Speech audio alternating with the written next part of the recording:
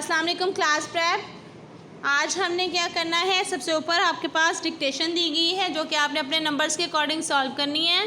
उसके बाद है जोड़ तोड़, औरत, गुस्ल खाना, कला, गोभी, ऐनक, फौजी, कीनू, गाजर। औरत, गुस्ल खाना, इसको गुस्ल खाना नहीं बोलते हैं, ये है गुस्ल खाना।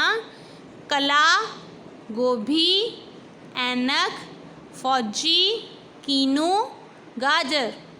जुमले बनाएं।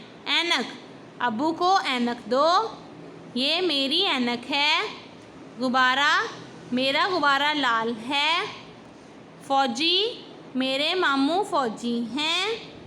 कलम, ये मेरा कलम है, इसको कलम नहीं बोलना, क्या है, ये मेरा कलम है। कुर्सी, कुर्सी लकड़ी से बनी है, ये कुर्सी लकड़ी की है। तो आपने इनको अच्छे से लर्न करना है और यहाँ पर राइट करना है। ओके।